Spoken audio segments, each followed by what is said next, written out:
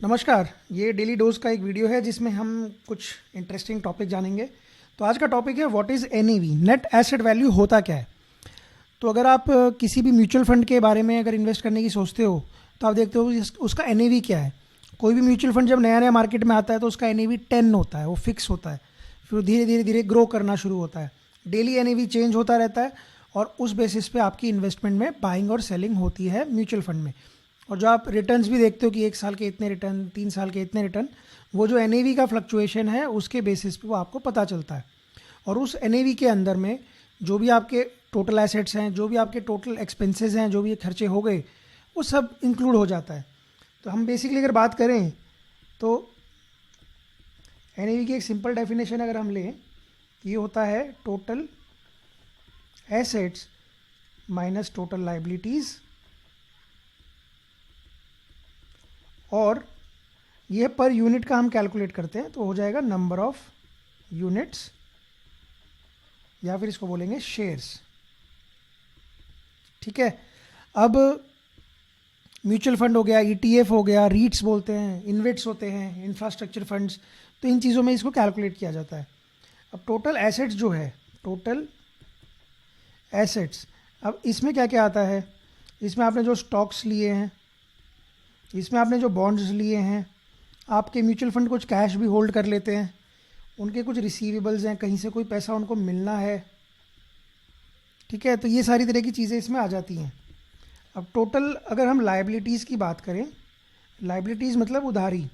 तो उधारी क्या क्या हो सकती है कि आपको कहीं पे पेएबल्स है, कहीं जैसे रिसीवेबल्स था ऐसे पेएबल्स हो सकता है, कुछ खर्चे हो सकते हैं आपके टोटल एक्सपेंसेस, या इस तरह का कोई भी चीज़। और टोटल नंबर ऑफ़ यूनिट्स, वो आपको पता है कि जो भी हमारा एक यूनिट होता है उसको हम पर यूनिट में लेते हैं। तो मान लो 10 लाख शेयर यूनिट्स दे रखे हैं इन्वेस्टर्स को, तो वो 10 लाख नीचे आ जाएगा।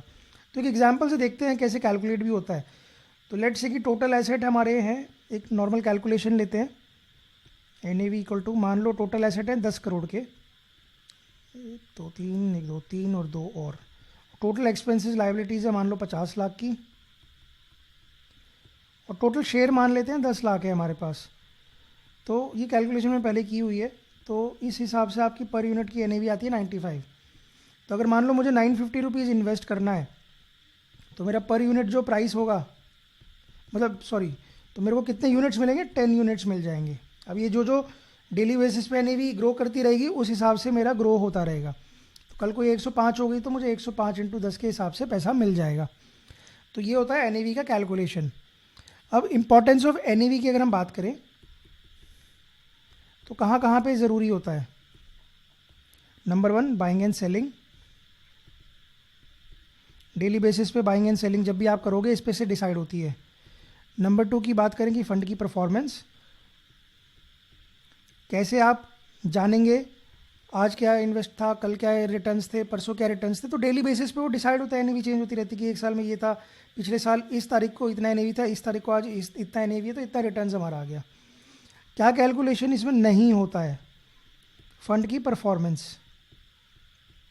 ठीक है।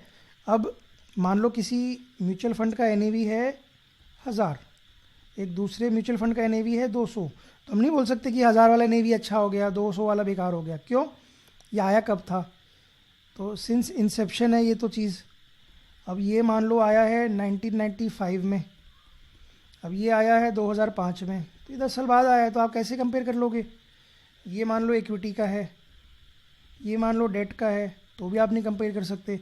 या मान लो दोनों सब कुछ सेम भी है, मान लो एक मिड कैप फंड है, अब एक लॉन्च हुआ 2010 में, एक लॉन्च हुआ 2011 में, तो उनकी एनएवी अलग अलग होगी। तो उसमें आपको ये एनएवी पे नहीं चलना है, उसमें आपको चलना है कि उसमें रिटर्न परसेंटेज कितनी आ रही है, वहाँ से आप कैलकुलेट करोगे। एनएवी रिटर्न कैलकुलेशन को कैलकुलेट करने में आपको हेल्प करता है, लेकिन आपका परफॉर्मेंस जो है वो रिटर्न परसेंट से आपको तय करेगा कि कितना आया, वो आपको उधर से देखना है। ठीक है। तो ये एक छोटा सा कॉन्सेप्ट था एनईवी। ऐसे कॉन्सेप्ट मैं डेली डोज में लाता रहता हूँ, तो वो देखने के लिए आप मेरी प्लेलिस्ट पे जा सकते हैं, उधर चेक कर सकते हैं। और वीडियो अच्छी लगी हो तो please like it, subscribe to the channel, and अगर नोटिफिकेशन चाहिए तो बेल आइकन को ज़रूर हिट करना। कुछ डाउट है, कुछ पूछना है तो आप मेरे को कमेंट बॉक्स में पूछ सकते हैं। Thanks for watching. इस वीडियो के लिए इतना ही।